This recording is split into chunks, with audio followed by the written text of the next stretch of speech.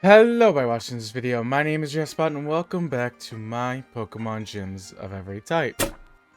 Poison type was actually a lot more fun to put together than I initially thought it was going to be. Going into this video, I thought it was going to be a lot more of a struggle, kind of more similar to the fire and rock types that we dealt with in some of the early gym videos. I was thinking poison was going to be a very limited selection with very limited possibilities. Luckily though, even though it did very much have a limited selection, it really didn't have nearly as many limited possibilities as I thought it was going to have.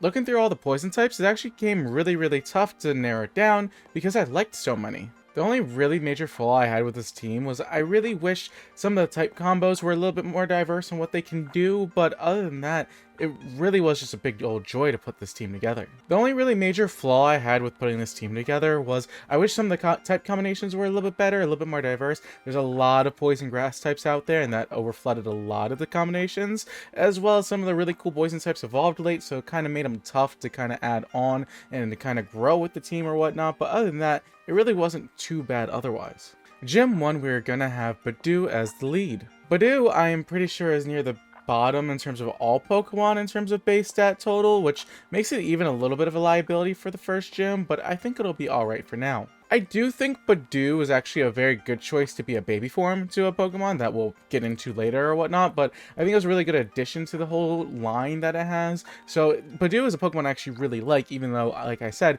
it is probably really weak even like early on in the game. Otherwise, it's just kind of nice to have Badoo around and make it neutral against ground types and kind of be a little bit annoying because if it gets hit, it has Poison Point.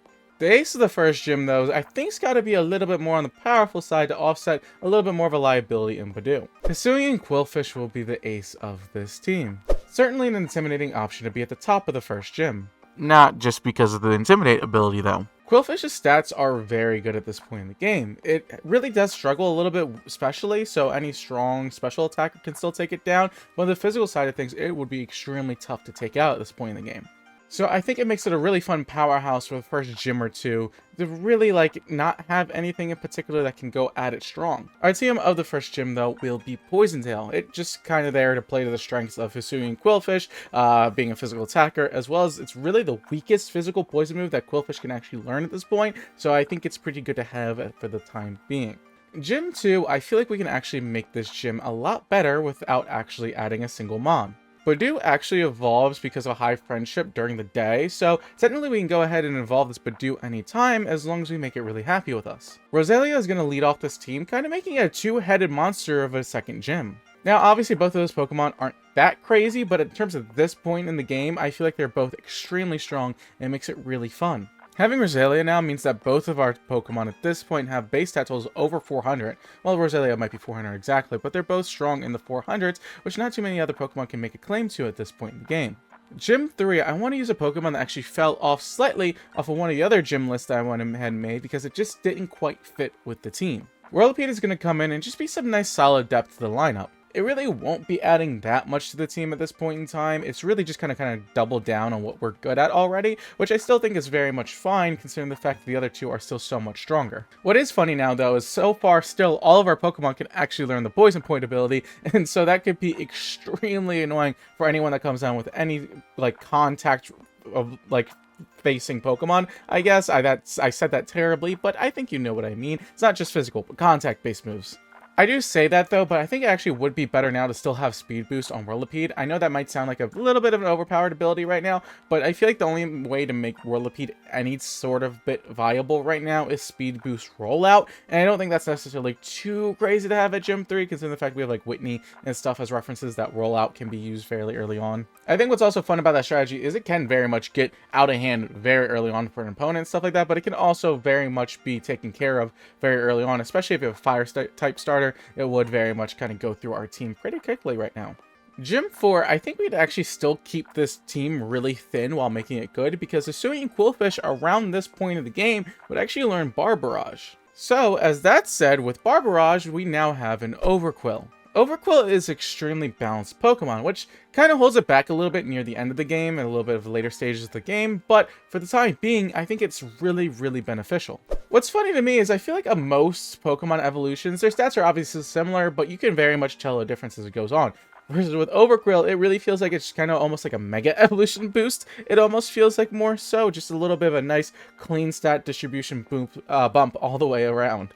But with its great stat boost all around and its signature move of Bar Barrage, I think we're going to be in a really good spot for a good long while. With a new big move now that we can use, comes along with a brand new TM that we're also going to use to pair with it to make it even stronger. Having Toxic Spice as our TM at this point in the game is probably honestly a little toxic, but I think trainers and any challengers that would go ahead and beat our gym at this point in the game would absolutely love it to be able to use it from further on, as it's just a really powerful move for any type of trainer battle at this point. And I really think it would be fun to be able to set up Toxic Spice at the beginning of the battle, plus having Poison Point and having Speed Boost and all this kind of stuff, just to add with the Bar Barrage at the end, which is double damage to any opponent that is poisoned. Gym 5, and I have certainly been lacking adding new team members up until this point, and a lot of the reason for that is a lot of these poison types actually evolve kind of later on, so luckily I was able to find a nice core of 3 that could last me a long ways at this point to kind of be able to push back a lot of the cool Pokemon I want to use that evolved at late levels. Tentacruel though is now going to come in and help out with our developing fire type weakness. And it even helps out with the flying types that we're a little weak to as well, because it can go ahead and learn Ice Beam, and it's just very good defensively. I do love having Pokemon on the team that actually specialize in defense and kind of just taking hits in bulk. So that's another reason I went ahead and loved it. Like I said, just defensively in general, it's good. But I really love how I love having defensively specialized mons. I don't want to quite stop making buffs to the team though at this point, because I think there's a little bit more that we can do. Having Roserade now evolve, actually going to help out even more on the specially defensive side of things to help out Tentacruel a little bit, so it's not the only mon right now that really is on that side and be able to take hits specially at this point. Plus, just obviously having Roserade to be able to hit even harder on the special side and have just so much more balance to the team, I feel like as our lead at this point in time, makes it really, really fun.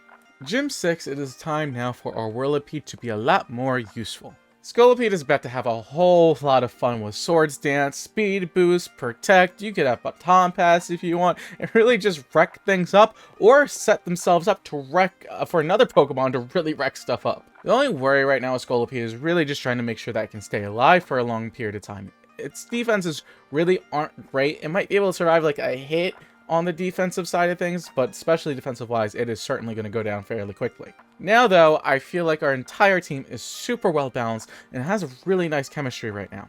Gym 7 though, I think we're going to slide Roserade off the lead because I want to add a new Pokemon that may have potentially the best support moves and abilities in the game. Glimmora being able to have access to Mortal Spin is really going to change some things up. If you don't know what Mortal Spin does real quick, because I actually didn't know what it did until recently myself. It's a 30 pace power move, very similar to Rapid Spin, where it clears all the hazards on your side of the field, plus it actually poisons the opponent if you hit it. And one of Glimmora's abilities is Corrosion, which actually allows you to poison types or steel types. Or its other ability that also helps out significantly with support is Toxic Debris, which essentially if you're gotten hit by a physical type move, it'll actually lay down a layer of toxic spikes for you against your opponent, which is just insane how incredible it is in terms of just being a fantastic support mon. The crazy thing about that though is even though it's this built to be this incredible support Pokemon, its stats really reflect more of a just hard-hitting special attacker. Most of its stats are kind of balanced, which does kind of support the whole being a support Pokemon thing, but with 130 base special attack, it can really, really mess things up. So I think it's really interesting the ways that you can play it. It's built to be a support Pokemon, but it can certainly sweep your team with a good couple things going right. Gym 8 though is where we actually end up with our brand new ace, and I'm going to break a whole bunch of rules I usually set for this series. Now, typically when I do this series, I like to avoid starters and I like to avoid legendaries. It's just typically, I feel like those are Pokemon you wouldn't really see gym leaders use, so I just rather not use them. And technically, even though this Pokemon isn't a legendary, it essentially is, and it's like Bandit versus competitive play, being Naganadel.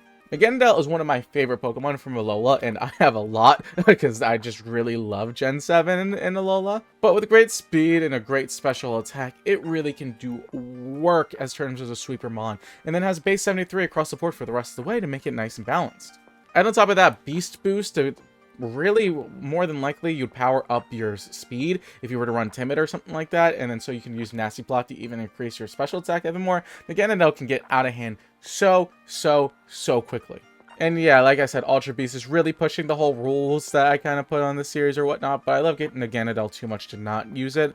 It's just, you know, we'll see if it can actually be used in Showdown, because like I said, I think it's illegal if we go and play it in Showdown. So the team is going to end up looking like this.